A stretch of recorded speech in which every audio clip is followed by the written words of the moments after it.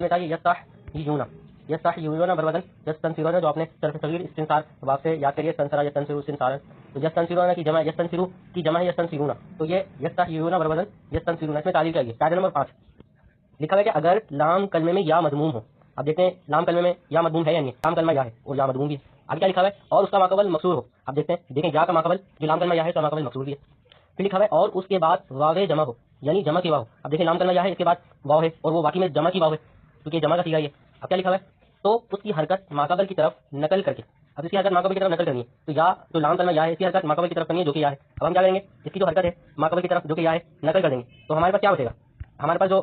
یستحجون ہو جائے گا، اب یا بھی ساکن ہو جائے گا اور واو آلریڈی ساکن ہے، تو پھر کیا ہوا کہہ رہے ہیں کہ اس کی حرکت ماقبل کی طرف نقل کر کے یا کو اجتماع ساکنین کی وجہ سے، دو ساکنوں کے جمع ہونے کی وجہ سے حذف کر دیتے ہیں، کیونکہ اجتماع ساکنین جو ہے نا وہ جائز نہیں ہوتا، تو ہم کیا کریں گے جو یا ہے اس کو حذف کر دیں گے، جب ہم یا کو حذف کر دیں گے تو ہمارے پاس یستحجون